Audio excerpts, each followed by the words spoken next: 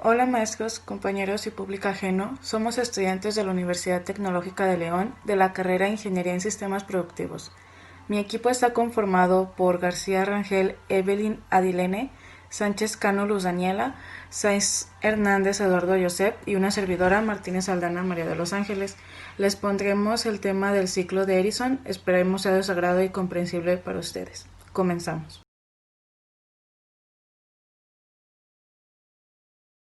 Los ciclos termodinámicos son la aplicación más técnica de la termodinámica, ya que reproducen el comportamiento cíclico del fluido del trabajo de una máquina térmica durante el funcionamiento de esta misma.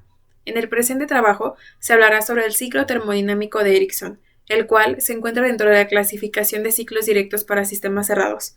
Los ciclos termodinámicos directos recorren los diagramas típicos de representación en sentido horario, mientras que los ciclos para sistemas cerrados son de aplicación a máquinas de desplazamiento positivo en las que el volumen de control se modifica a lo largo del propio ciclo. Además, en el siguiente trabajo se presentará la historia de John Ericsson. Se hablará sobre ciclos termodinámicos, el regenerador, el ciclo de Ericsson, su eficiencia, su proceso, el motor. También daremos un ejemplo y sus cálculos, compararemos este ciclo con el de Carnot, Stirling y Brighton, y finalmente mostraremos un prototipo.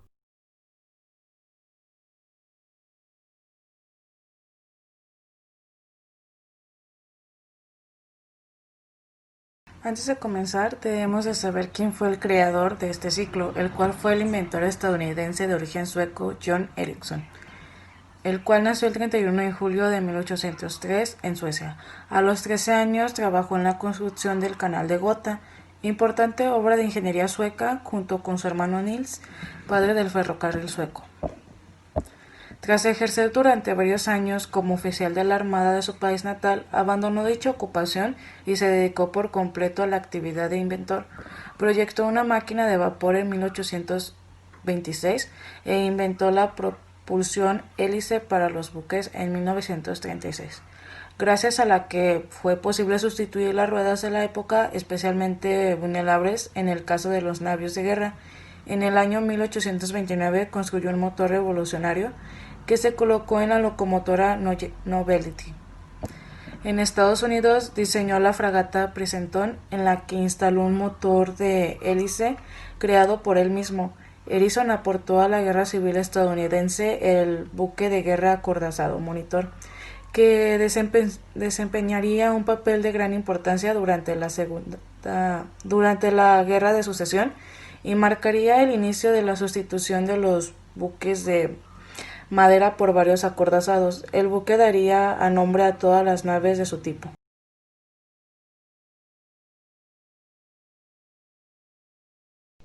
¿Qué es un ciclo termodinámico? Es un proceso o conjunto de procesos por los que un sistema evoluciona volviendo al mismo estado inicial.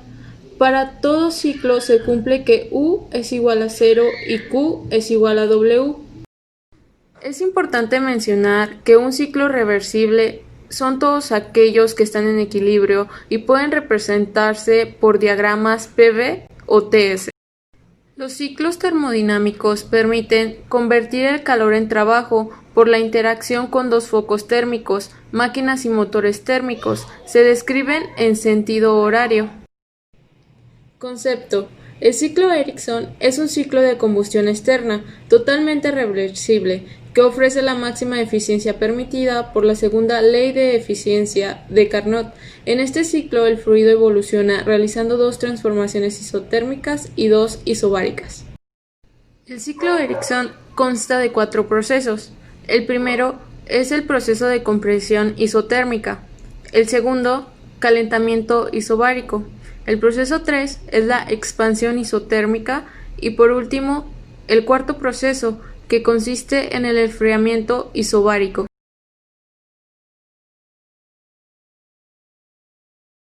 Primeramente les hablaré de los generadores. En un generador, la transferencia de calor entre dos corrientes es transportar por el paso alterno de fluidos calientes y fríos a través de un hecho de sólidos en el cual tiene apreciable capacidad de almacenamiento de calor. El fluido caliente proporciona calor a los sólidos que se calientan de forma gradual, pero antes de llegar al equilibrio de los fluidos, son combinados y entonces el fluido frío remueve el calor del lecho. En un tipo de generador se utilizan dos lechos idénticos, como en un sistema absorbedor-desorbedor. Un segundo tipo utiliza un lecho rotatorio con forma de una llanta gruesa, con el fluido frío que circula a través del sector, generalmente a 180 grados del lecho, mientras que el fluido caliente circula en una dirección contraria a través del otro sector. En generadores rotatorios, el hecho es frecuente de una matriz de barras, pantallas o láminas currucadas hace que tenga una gran área de la superficie.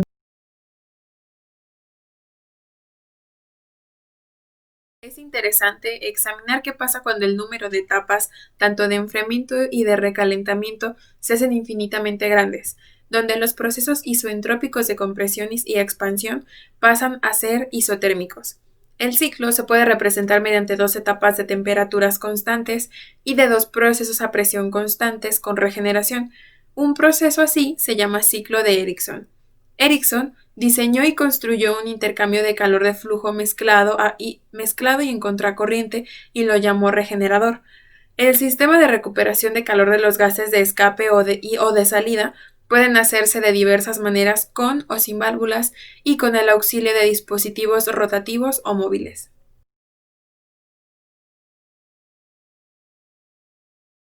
Para este proceso tomaremos como base 4 puntos. El primero nos dice la expansión isotérmica y proceso de absorción de calor. Bueno, durante este proceso, el aire que actúa como fluido de trabajo se calienta por el calor externo añadido y el calor del aire aumenta de temperatura constante, que esto es nuestro T1, y ésta se expande. Como punto número 2, el proceso isobásico o proceso de rechazo de calor. El aire que pasa a través del regenerador, donde su temperatura se reduce a una temperatura T3 a una presión constante. El calor absorbido por el regenerador se utiliza para la calefacción en la siguiente parte del ciclo.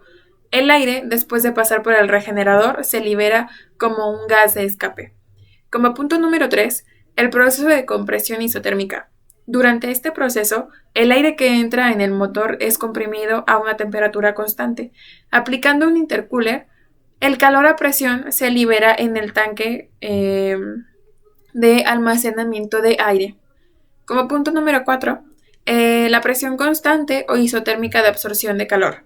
El aire comprimido a alta presión pasa a través del regenerador y absorbe el calor almacenado.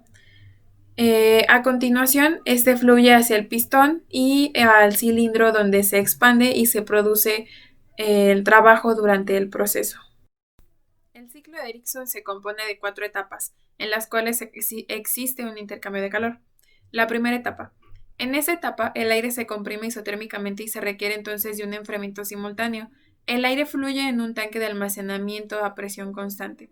El trabajo requerido está representado por W1, que es igual a RT1 por Ln, y esto multiplica a P1 entre P2.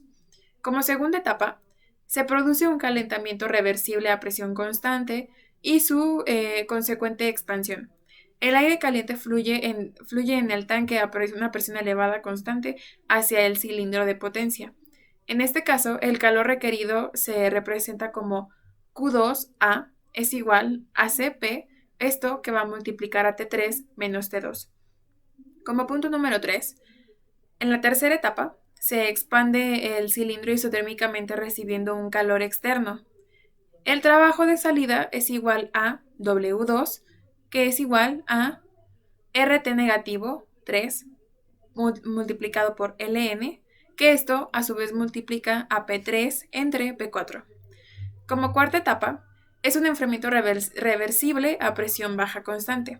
El calor liberado está representado por Q2B, que es igual a Cp multiplicado por T1 menos T4. Esto es igual a Cp negativo, que multiplica a T3 menos T2.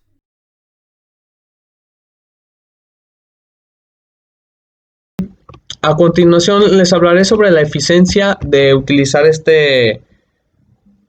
de este ciclo, la aplicación de enfriamiento intermedio, regeneración de calor y combustión secuencial aumenta significativamente la eficiencia térmica de una turbina. De hecho, la eficiencia del turbina de Edison es igual a la eficiencia del Carnot. Se supone que cada refrigerador intermedio mueve el fluido de trabajo a la temperatura ambiente y cada recalentador recalienta el fluido de trabajo a la temperatura. El generador es el 100% eficiente y permite que la entrada del calor para los procesos. A continuación también les hablaré sobre la comparación entre otros ciclos. En este caso, en comparación con el ciclo Stirling, los diseños de los motores son de combustión externa con regeneradores. Es similar al motor Stirling de doble defecto, en el que el pistón desplazador también actúa con el pistón desplazador, también actúa como el pistón de potencia. Teóricamente tiene una eficiencia ideal. También este proceso es similar al ciclo de Brayton, pero puede usar calor externo e incorporar el uso múltiple de un enfriamiento y de un recalentamiento.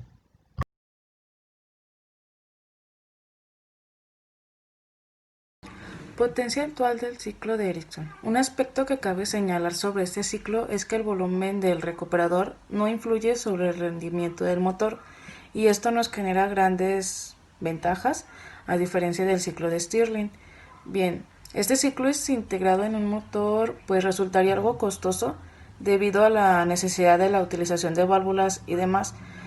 Se balancea el coste en su eficiencia y potencia, que especifica que supera a otros.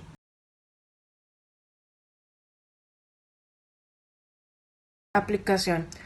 Pues el ciclo es utilizado en las turbinas de gas con varias etapas que utilizan intercambiadores de calor. También se aplica en la emisión, ya que al ser estos motores el proceso de combustión es más complejo que uno de combustión interna en términos de contenido de dióxido de carbono.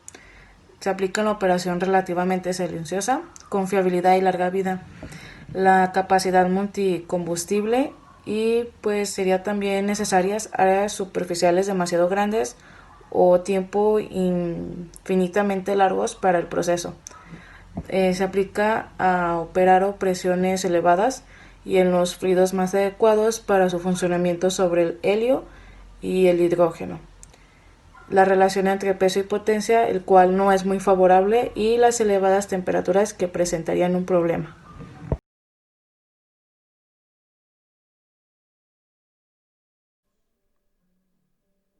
El ejercicio dice: en un ciclo de Ericsson, con un flujo de aire constante entre aire a 27 grados centígrados y a 120 kilopascales de presión, en el cual se rechazan 150 kilojoules sobre kilogramo de calor, la transferencia de calor sucede a 1200 grados Kelvin. Considerando el aire como un gas ideal de R es igual a 0.2870 kilojoules sobre kilogramo por Kelvin, tenemos que determinar tres incisos. El primero dice la presión máxima del ciclo, B dice salida de trabajo neta por unidad de masa de aire y C es la eficiencia térmica. Bueno, primero tenemos que tener nuestro diagrama y comenzamos a colocar los datos del ejercicio. Tenemos una presión mínima de 120 kilopascales. Esto se posiciona en nuestro primer punto, que es nuestro punto número 1, y esto representa la presión mínima que pasa a una presión número 2. Esto será el equivalente a que pasa por el compresor. Entonces, al pasar, se convertiría en nuestra presión máxima y esta es la que tenemos que calcular. También tenemos que determinar la temperatura, ya que aquí nos proporciona una temperatura baja que es de 27 grados centígrados y esta debemos convertirla a grados Kelvin para facilitar los cálculos, ya que una de las unidades que nos dan es en grados Kelvin. Convirtiendo los 27 grados Kelvin nos dan 300.15 grados Kelvin. También el problema nos dice que se rechazan 150 kJ sobre kilogramo de calor de transferencia y esto sucede a 1200 grados Kelvin. Para nuestro primer inciso, que es A, la presión máxima del ciclo, tenemos la siguiente ecuación. QL es igual a RT por logaritmo natural de la presión 1 entre la presión 2. Como RT está multiplicando al logaritmo natural, esto lo vamos a pasar dividiendo, por lo tanto, nos queda QL entre RT, que es igual al logaritmo natural de la presión 1 de la presión 2 entre la presión 1. QL significa calor que sale.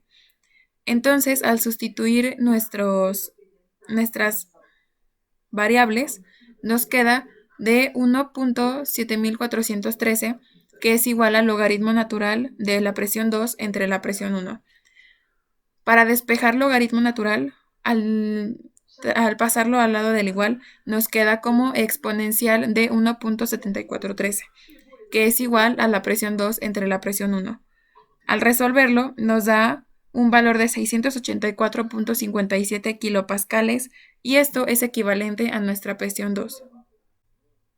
Para nuestro punto número 2, que es la salida de trabajo neto por unidad de masa de aire, tenemos la siguiente ecuación.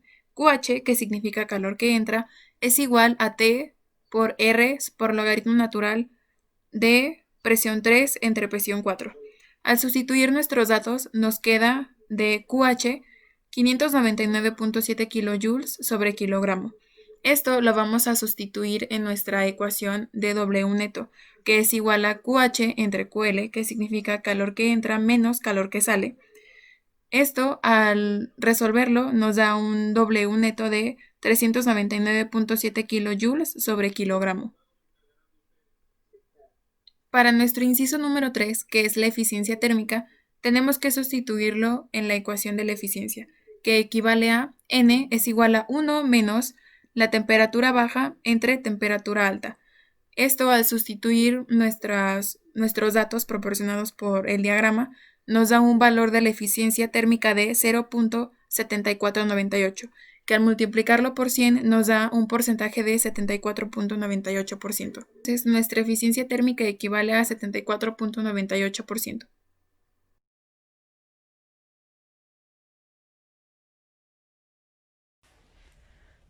Para hacer la representación del ciclo Ericsson necesitamos piezas de madera para sostener la representación, una lámpara LED, un dínamo, una jeringa, una vela, una lata de metal de este tipo, un disco.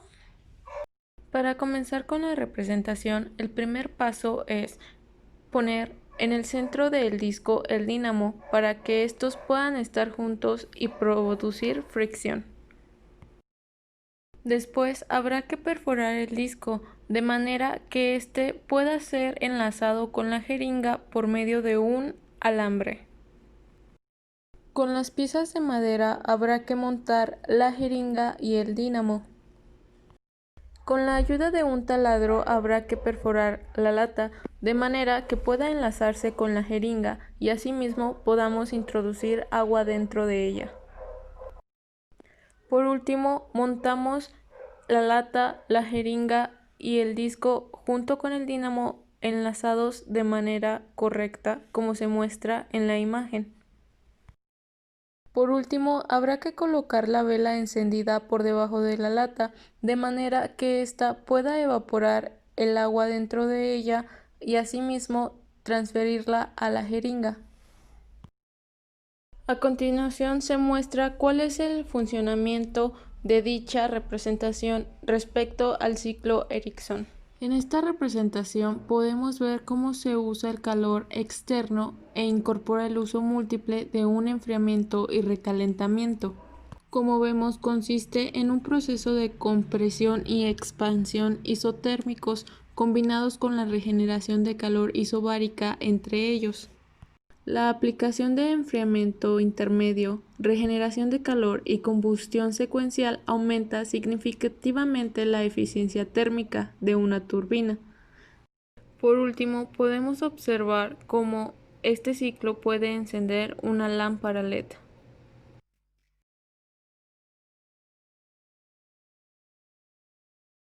Ciclos termodinámicos tienen aplicaciones amplias en la industria a través de los años, dependiendo su practicidad y funcionamiento, la elaboración y la relación entre su peso y su potencia. Esto se refleja entre su buen o mal manejo y entre las ganancias o pérdidas económicas obtenidas.